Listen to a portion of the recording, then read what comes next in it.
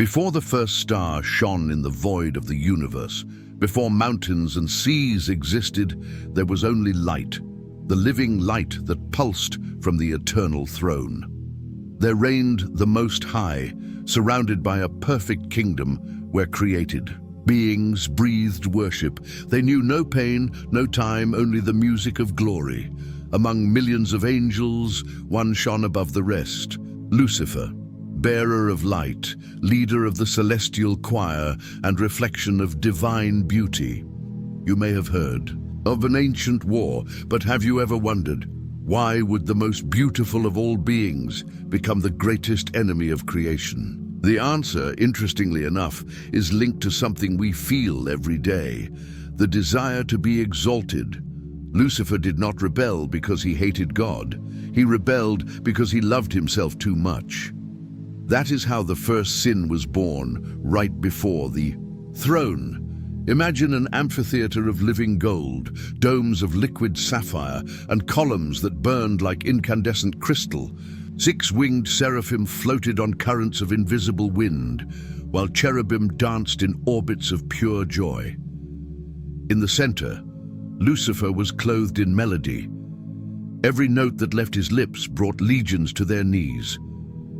As he heard the echo of his own song, he thought, "If I am so beautiful, why cannot I raise my throne above the stars?" Intriguing question. If heaven was perfect, how did imperfection arise within it?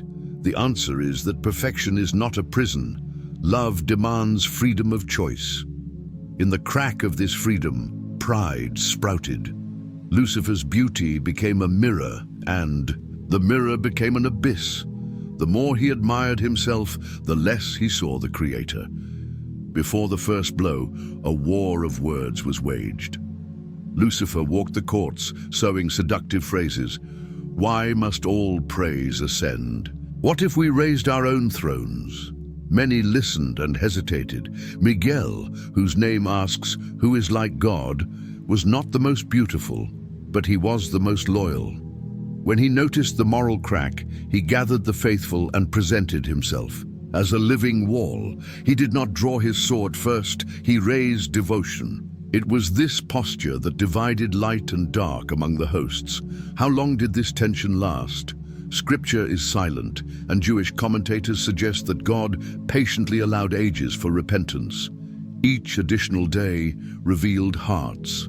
A figure from 2024 shows that 65% of Christians in the US literally believe in Satan. There is, therefore, an audience willing to revisit this story.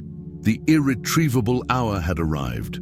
Trumpets made of lightning summoned legions. Lucifer, now transfigured into a dragon, dragged a third of the angels with him, a symbolic but dramatic proportion. Michael raised the standard of fidelity. The firmament, the stage for symphonies, became a battlefield. Rays of solid light crossed the void, the colors folded into flames. But there is one detail rarely mentioned from the pulpits. Angels were not made for war. They were artists of light, engineers of newly created galaxies. Some, called Ovenins, spun like wheels of fire on the edge of the cosmos. Others, the Hyoth, held secrets of energy and sound. When the pride of a cherub distorted the choir, the entire celestial system was shaken. Data from the Pew Research Center reveals that searches for angels and spiritual warfare have grown 38% in the last 18 months. There is a modern hunger for narratives that touch the invisible. Telling this origin story is not just entertainment. It is giving meaning to the daily struggle against pride, envy, and fear. Another little explored point, the accusation was Lucifer's main weapon, Rev 12:10. Before the spears, he installed toxic comparison and insecurity, tactics still present among us. By showing this phase of intrigue, the video becomes an uncomfortable mirror for the viewer. Michael responded with praise. Research on choral music suggests that collective singing increases group cohesion. Imagine the cosmic impact of a hymn led by Michael, golden waves of sound, dispelling clouds of darkness. Great names in theology, from Augustine to C.S. Lewis, see the fall of Lucifer as a historical spiritual event. To narrate this war is to provide context for the cross and for our inner conflicts. Rabbinical notes also speak of the vigilantes, sentinel angels who record every cosmic event. When Lucifer's light changed tone, they wrote in the Book of Ages, first dissonance. Visually, this will be shown as a red streak scratching a golden score so that you can feel the exact moment when order was broken. Stories are not just to be heard. They need to be seen and felt. Before we move on to the clash of flaming swords, I invite you to participate. In the comments, tell us which side you would be on that decisive day, with Michael's humble song or with Lucifer's seductive promise. Your voice strengthens our community. And if this epic journey inspires you, sign up now so as not to miss the next chapters of this saga. Take a deep breath. The air will be heavy, the colors will change, because it's about to begin. The first war in heaven. Light will face corrupted light, and from this collision the first horizon of darkness will be born. Understanding how it all began will change the way you face your own battles. Brace yourself.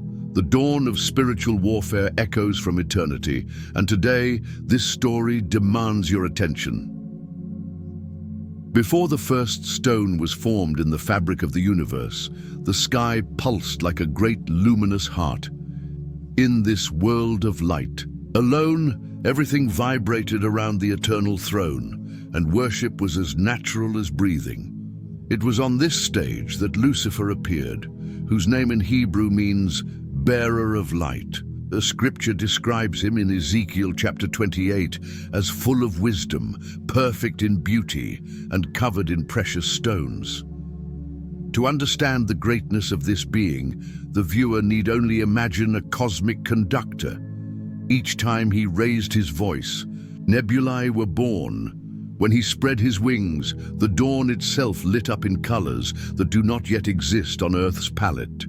For countless ages, Lucifer led choirs of myriad angels. Seraphim swirled in spirals of blue fire, cherubim traced paths of golden wind, and all this harmony converged toward one direction, the Most High. Nothing in heaven was made to retain its own glory. All beauty functioned as a mirror that returned light to the Creator. It was at this point that the first crack in eternity occurred. For one day, the bearer of light focused his gaze on the reflection he saw in the glassy sea before the throne. He saw himself, and the mirror no longer pointed upward, it pointed back to him. The Bible does not detail the exact moment when pride was born, but Isaiah chapter 14 contains 5 phrases that reveal Lucifer's inner movement. I will ascend into heaven. I will exalt my throne above the stars. I will sit enthroned on the mount of assembly. I will ascend above the heights of the clouds. I will be like the Most High. Notice how each statement climbs a step of ambition. First, it is a desire for heights, then for authority, then for worship, until it reaches the audacity to be comparable to God Himself. This final step marks the line that separates reverence from rebellion. To understand why this transformation is so serious, imagine a musician who, in the middle of a concert, decides to change the score to a song that celebrates himself. Lucifer did exactly that, but on a stage that held all of creation. When he shifted the focus away from glory, he altered the harmony that sustained entire worlds. And because worship is the life-giving force, distorting it opened the door to something that had never existed before: disorder. Pride did not erupt in shouts. It began in whispers. Lucifer walked through the heavenly halls and dropped questions like someone throwing sparks on dry straw. Why does only one receive honor? Do we not deserve our own thrones? He did not demand compliance. He simply raised doubts that made hearts burn. Those who lived closest to his brilliance felt attracted by the possibility of sharing in this spotlight. That was how a third of the heavenly hosts, the number symbolized in Revelation 12, began to bow to his arguments. At this point, Michael, whose name means "who is like God," appears. An archangel of humble character, he noticed the atmosphere changing. Waves of disharmony ran through the halls, and voices that had previously aligned in the same chord now sounded dissonant. Michael did not counterattack with an impassioned speech. He presented himself before the Almighty and received the simplest and most weighty order: to remain faithful. Faithful not to the status itself, but to the created order. Faithful to the notion that only one can be the center. Meanwhile, the light-bearer grew bolder. He no longer asked questions, he declared his convictions. Little by little, private meetings turned into clandestine assemblies, where Lucifer outlined his plan to build his own throne, to claim a share of the worship, to rewrite the script of eternity with himself in the leading role. The beauty that was supposed to reflect God became a showcase of vanity, and the wisdom that was supposed to lead hymns became a strategy of power. There is no record of how long this preparation lasted, for angels do not measure days as we do. But there was one fixed moment, the moment when Lucifer, standing before the throne, openly declared his intention.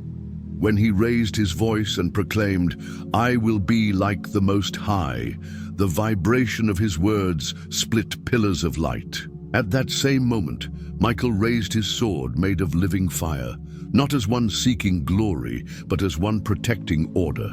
From that moment on, each angel had to choose: to remain in the original reverence or to follow the new path proposed by pride. What makes this first sin so relevant to us is its closeness to human experience. Every time a human heart craves praise, beyond its due, it relives the same discordant song. So the story of Lucifer's pride is no distant legend. It is a mirror that reveals why ego can destroy families, societies, and even kingdoms. What began as a true splendor has been corrupted by being viewed without gratitude. And if a being created to reflect pure glory can fall in this way, how much more fragile are we? Telling this story to the public, therefore, is not only about recording a cosmic event, but also about offering a key to self-knowledge. Pride is born the moment we exchange admiration for comparison. When Lucifer asked why he did not receive his own praise, he forgot that all his greatness came precisely from his proximity to God. Separated from the source, his brilliance would lose its vitality. But, dominated by vanity, he did not see this. Imminent collapse. The same thing happens when human beings, fascinated by the spotlight, fail to connect with the source of all value. The fall did not begin with lightning. It began with a mirror. This is the essence of the first thematic element, pride that springs from the secret place of the heart. By understanding this, the viewer realizes that the battle we will see next, swords of light piercing newborn galaxies, is a direct consequence of an internal movement, silent but devastating. It is in this silence that the story of evil finds its starting point, and it is there that each of us must also be vigilant. If this reflection on Lucifer's pride spoke to you, tell us in the comments which part impacted you the most. Your story will enrich the conversation and help others see true glory. And to make sure you don't miss the next step, when heaven will explode in war, sign up now. We'll continue together on this journey that began with a mirror and ended with the universe shaking. When the seed of pride took hold in Lucifer, the sky did not immediately shatter. The great crystalline hall continued to shine, choirs continued to ring out, and legions still danced in spirals of fire. However, an imperceptible sliver pierced the harmony. It was the seed of dissatisfaction, a tiny noise that, like a crack in glass, spreads over time to form a web. From there begins the second element of this saga, the silent rebellion. The bearer of light needed more than beauty to overturn a perfect order. He would have to bend wills. And it is at this point that the narrative delves into two key concepts: free will and influencer traffic. Angels are not puppets. They were created with the freedom to love, because love without choice becomes coercion. Within this freedom, obedience was natural because they recognized that the source of existence flowed from the throne. Lucifer understood this moral mechanism well. He realized that if he wanted to rule, it was not enough to display his glory. He needed to win the support of others to legitimize the new reign. The strategy, therefore, did not begin with lightning bolts or swords, but with persuasive speech. In the shadows of the alabaster corridors, the radiant angel approached his colleagues, asking questions as sweet as honey and sharp as a blade. Have you ever thought about what it would be like if we could participate more actively in the decisions of the Almighty? Wouldn't the stars shine even brighter if there were multiple centers of light? He didn't order anything. He simply offered a seductive alternative that sounded democratic. These conversations formed small circles of discussion. At first, there were 2 or 3 listeners, then dozens, and soon there were entire assemblies in which Lucifer spoke about expanding possibilities, a new level of worship, and absolute co-creation. The most commonly used term in this phase was autonomy. He argued that each chorister, each guardian, had latent potential to be explored if new leaders emerged. The words sounded noble, but in their subtext, they announced a transfer of loyalty. Glory previously destined for God would be shared among creatures. To a heart that had never contemplated dishonor, the proposal seemed innovative, too attentive. Spirits, it was the first step towards an abyss. Here, the second concept arises: influencer trafficking. The prophet Ezekiel uses this very idea when he states that Lucifer multiplied his trade. In modern language, he bartered for prestige. He offered personalized compliments, promised elevated positions, and suggested that former captains would become princes in a new government. It was a market of vanities, where gratitude gave way to ambition. This movement is reminiscent of political tricks seen throughout human history, when orators charm crowds with promises of freedom that, in the end, shackle them. In the celestial context, such a maneuver carried even greater weight, since it affected the axis that supported all creation, the creature's dependence on the Creator.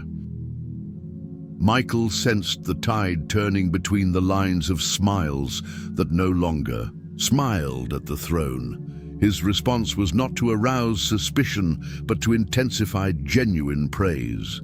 He gathered fellow believers together and encouraged them to ask before any new doctrine whether it increased or diminished the centrality of God. At the heart of this attitude is the principle of loving submission. True authority is not imposed, it inspires. Michael did not use promises. He appealed to their memory of original goodness.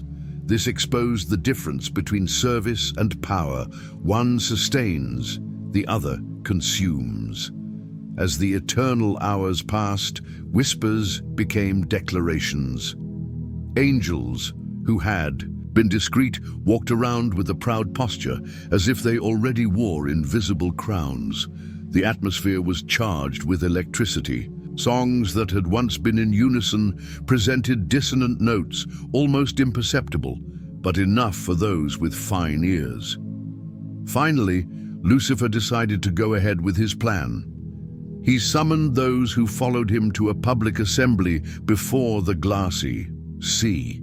There he pronounced phrases that echoed like thunder. "We will raise a new throne. Our light will no longer be the shadow of another light. We will be comparable to the Most High." At that moment, the throne shone with an intensity impossible to bear, and the division was exposed forever.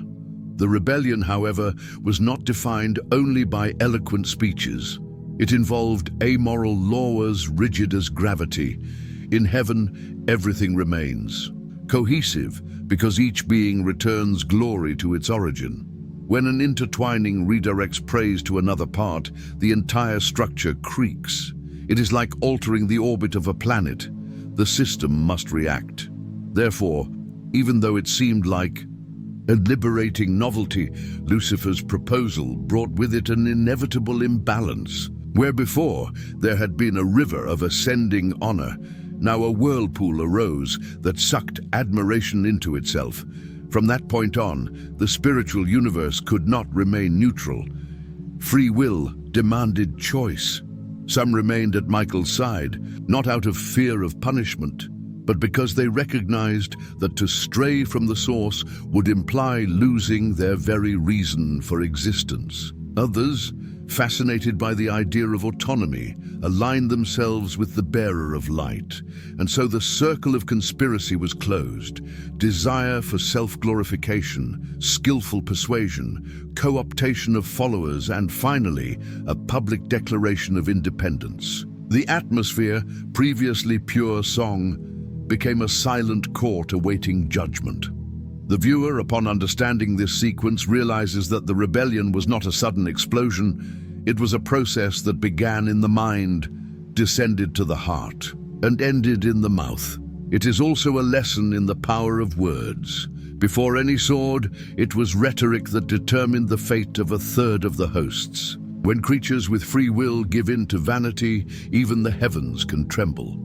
Therefore, examining this second thematic element helps to see how small deviations in intention, if not confronted, can lead to catastrophic collisions. If this exploration of Lucifer's hidden agenda has brought you new insights, please share in the comments which part made you think the most. Your insight may enlighten another traveler of this story. And to make sure you don't miss the next chapter, War Declared on High, become part of our community by subscribing now. The rebellion was just the prelude. The confrontation that follows will show how high the price of ambition is. The moment finally arrived. After murmurs and veiled proposals, the universe witnessed something unprecedented. Two armies marching in opposite directions within the same firmament. On one side, Michael, clothed in ardent humility, gathered companions, whose purpose remained linked to the author of all things.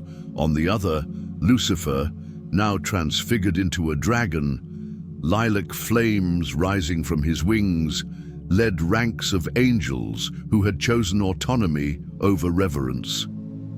Between the two hosts stretched a valley of pure crystal that until that moment had reflected only songs. Now it projected living tension, ready to burst. This rupture constitutes our third thematic element, open conflict.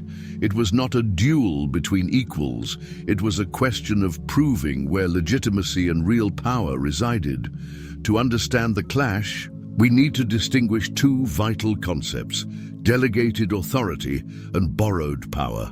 Delegated authority defines Michael's strength. He did not wield the sword because he considered himself superior. He fought as the representative of the sovereign. His blade burned, not because of his own merit, but because it reflected the decision of those who sent him. All who accompanied him understood that true power flows from above and passes on without losing its purity. Borrowed power, on the contrary, moved the rebel ranks. Lucifer held the radiance he had received beforehand. With each step, however, this radiance moved away from the source like a candle consuming its own wick. The dragon still shone, but he no longer created light. He consumed what was left. The instant the legions took their positions, a sound deeper than thunder echoed, the hiss of sentence. It was no mere noise. It was heaven's declaration that free will had reached the point of harvest. With the hiss, diamond corridors began to vibrate at contrary frequencies. The original harmonies clashed with the new dissonant tone, causing waves like tides to crash against cliffs. For the first time, heaven felt clash of nature. Michael raised the banner, a strip of light bearing the inscription, "Who is like God?" When Lucifer saw the inscribed cry, he laughed. But his laugh was harsh. It was the laugh of someone trying to hide a fissure in his own chest.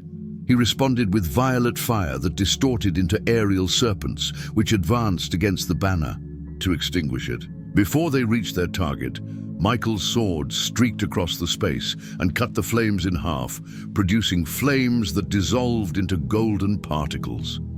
It was the first blow, and with him, the war began.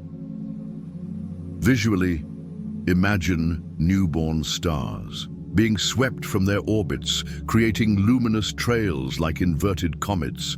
The wings of the faithful angels beat rhythmically, generating gusts of crystalline wind, while the insurgents, driven by the desire to dethrone, formed vortices of shadow, not total darkness, but a partial absence of light. Each clash between spears of light and darts of darkness resulted in the ringing of colossal bells, an echo that traveled through unborn galaxies. In the midst of the chaos, another important concept becomes clear: combative harmony. Michael's allies advanced in cohesive lines. Even in combat, they sang short hymns that kept pace and spirits up. It was music transformed into strategy. The rebels, on the other hand, fought vigorously but without a common cadence. Each division followed Lucifer's orders, centralizing expectations in a single creature. This detail undermined collective support, because when he moved to one front, another became disoriented. The narrative teaches that force without cohesion becomes imbalance. At one point in the confrontation, Lucifer gathered a whirlwind of red energy, compressing luminous matter until it became a dense sphere. He threw the orb at Michael like a meteorite. The Archangel raised a translucent shield that seemed to be made of solid water. It was the shield of the Word, a defense activated not by metal, but by the declaration, "To him belongs the kingdom." When the sphere struck, it sent out crimson flames that instantly extinguished upon touching the surface of the shield, like coal dipped in a river. This demonstrated that Michael's primary weapon was not steel, it was truth proclaimed. As the battle raged on, the light on the rebel wings began to flicker. The viewer must understand, away from the source, celestial energy does not renew itself. Each blow the insurgents struck cost them some of the luminosity they still possessed. The field became a scene of flashes that faded as quickly as they appeared, a sign of declining power. Finally, the climax. Michael advanced into the center of the whirlwind, where Lucifer hovered. The dragon rose, wrapping himself in mantles of violet sparks, and descended at a low angle towards the Archangel, intending to crush him with the mass of his glory. Michael, instead of retreating, flew upward, crossing his rival's path like a countercurrent. There is a subtle lesson here. Confronting evil requires holy pride, no escape. When the two figures crossed paths, a silent explosion formed, a white flash that blotted out all other colors for an eternal moment. Within that flash, Lucifer heard the echo of the question that had always challenged him: who is like God? The sound vibrated in his essence, reminding him that self-glorification is a lie that cannot be sustained in the face of reality itself. At that moment, Michael's sword touched his opponent's right wing. It did not cut physical tissue, but separated legitimate light from stolen light. What had been brightness became darkness. Without support, Lucifer fell. His followers, linked to the same source of vanity, were dragged along, like a constellation being torn from its axis. Thus was fulfilled the word that would echo centuries later from the lips of Jesus. I saw Satan fall like lightning from heaven. The fall was not merely a geographical expulsion, it was a moral verdict. Where pride had arisen, judgment came. Where fidelity had remained, authority was confirmed. At the end of this section, I would like to invite you, who are following this saga, to reflect which voice commands your step, the voice that centers on yourself or the one that returns honor to the high. Share in the comments which scene from this war impressed you the most and why. Your point of view can open up horizons for other travelers of this narrative. And if you want to follow us until the end, click subscribe. We still need to go through the echo of the fall and understand how this celestial collision changed the history of humanity forever. The mosaic of the sky was still vibrating with echoes of flashes when the dust of light settled. Lucifer and the army that had trusted him lay prostrate, without their own brightness, hovering in the void like sparks that had lost their fire. The instant the dragon began to fall, a whirlwind of cosmic wind formed, sucking each ally into the tail of its vanity. This movement begins the fourth element of our story, the ban and the closing of doors. It's not just about expelling the defeated, it's about redefining the universe after the First War. As the torrent swept the shadowy legions into the lower regions, the throne emanated a golden radiance that expanded until it enveloped the entire vault. This glare was not intended to illuminate, but to seal borders. It was there that the concept of moral limit, certain spiritual territories, were no longer accessible to beings disconnected from the source. The newly created border prevented any attempt at a counterattack. It was an irreversible barrier, not a temporary wall. During the fall, something even more surprising was witnessed. Fragments of pure light detached themselves from the wings of the rebels, as if the original essence were returned to the store of universal glory. These sparks rose in the opposite direction, returning to their creator. All the brilliance in Lucifer was on loan. When it was reclaimed, only shadow remained. This phenomenon shows a profound truth. Everything we own truly belongs to the giver, and if we use it against him, the possession itself evaporates. The abyss that awaited the fallen was not a previously inhabited place. It was created at the moment of the fall, a natural consequence of the vacuum left by the rebellion. Imagine a dark bubble emerging where there had been music. This valley of shadows, later called Hell, became a temporary prison for insurgent angels. Not a prison by bars, but by the absence of substance.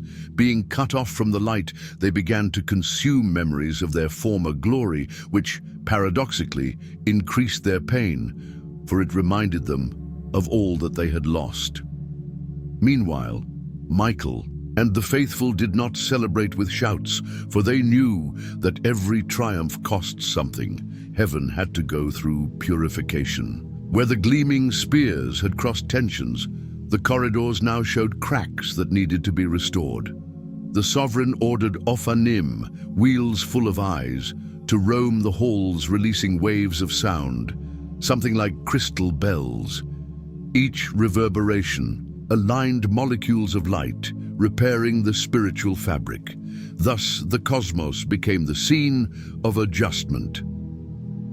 There were moments when the newly lit stars were unaware that their first tremors were a reflection of the battle that had just taken place. At this point, the concept of restorative justice, it was not only carried out against the rebels, it also replenished the loyalists, reinforcing the strength they had spent in the war. Divine energy, like an inexhaustible river, ran through each wing, renewing the intonation of the choir, restoring the original frequency of praise. Michael, now known as the Prince of the Armies, received new authority to watch over the established boundary. He began to carry a symbolic key, a sign that no angel could cross borders without authorization from above. As the sky was reassembling itself, the dragon experienced another principle: remains continuous. Although he had reached the lower regions, the distance between him and the source continued to increase as he persisted in his pride. Every thought of self-glory made him sink deeper. This downward spiral indicates that rebellion never stagnates. It is a constant movement away. The more it seeks to ascend alone, the lower it descends. with the definitive veto in force, the phase of removal of titles. Names carry meaning, therefore, bearer of light no longer applied to a being who spread darkness. The term Satan, adversary, was born from there, marked not by another war, but by the state of resistance to the Almighty. His companions received designations according to the nature of their new role: accusers, spirits of deception, powers. Titles were not imposed, they reflected their choice. Here we learn that identity is not only a divine gift, but also a response from the creature. To make it clear to future inhabitants that the fire of ambition corrupts and hurts, a dividing line, no creature could simultaneously occupy a position of worship and an agenda of self-glorification. This line would be taught to generations when man emerged, back in Eden, in order to avoid a repetition of the disaster. However, as we know, the seed of pride was not buried. It fell into the human heart, generating conflicts that echo to this day. In this post-war period, the atmosphere of heaven changed subtly. Praise became even more precious, viewed with awe by the memory of what had almost been lost. Each chord, intoned by new voices, carried silent testimony. Light is a gift, not a right. That is why when future visions show seraphim crying out, "Holy, holy, holy," they are not just glorifying. They are reinforcing the foundation that prevents further collapse. The fourth thematic element then reveals three pillars: limit, restorative justice, and perpetual warning. Limit protects the cosmos against relapses, justice heals wounds and honors fidelity. Warning serves as a beacon for creatures yet to be born. Without this tripod, the fall would repeat itself without restraint. For those who watch, this part of the plot teaches that every decision of pride creates abysses. It also shows that God does not act only by punishing, but by rebuilding. There is hope every time faithfulness survives the storm. Thus, the cosmic narrative provides a mirror for our daily lives. When we move away from the source, we weaken. When we return, there is renewal. If this part of the story has given you a new perspective, leave a comment with the thought that touched your heart the most. Was it the idea of moral boundaries, the notion of continual decline, or the beauty of restoration? Share your impressions, they may edify another viewer. And of course, if you want to follow the final chapters, where we will see how this celestial war influenced Earth and human destiny, subscribe now. The saga is not over yet. Your voice is welcome on the journey toward the conclusion. In the sky, the light began to pulse steadily again. The fissures opened by Michael's blade closed like rips in a curtain of liquid crystal, and the song of the seraphim once again filled the resplendent halls. Even so, those who witnessed the dragon fall cannot hear this chorus without remembering the roar that shook the vault moments before. The war is over, but the scar remains etched into the skin of the firmament. It all began with a choice.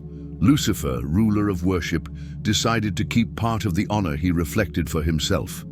He built arguments, promised promotions, and attracted a third of the legions with the idea of autonomy. Michael did the opposite. He maintained the original reverence, even knowing that this meant fighting. When the two wills collided, the heavens trembled. Newly generated stars swayed like lamps in the wind. In the final flash, the bearer of light lost the brightness that did not belong to him and fell like lightning that streaked the horizon, disappearing into the lower chambers of space where light finds no echo. The fall brought about immediate changes. First, a land of shadows appeared where all had been bright before. The abyss was born, the future prison called Hell. Second, containment portals were erected. Angelic patrols were ordered to guard this border and prevent any unauthorized return. Third, the angels who had remained faithful were renewed. Every soldier who had taken up the sword at Michael's side received redoubled strength, a sign that loyal service never goes unrewarded. These events teach three clear lessons. Gift is not a permanent possession. It can be taken away when used against the source. Unity exists only if the focus remains beyond ourselves. And small decisions inaugurate giant destinies. Rebellion was born from a sigh of vanity before a crystal mirror. The conflict did not end when the dragon was cast out. It merely changed its address. When the Almighty formed the earth, the tension between granted light and appropriate light was already part of the background. In the garden, the serpent made the same argument that had brought down the angels. You will be like God.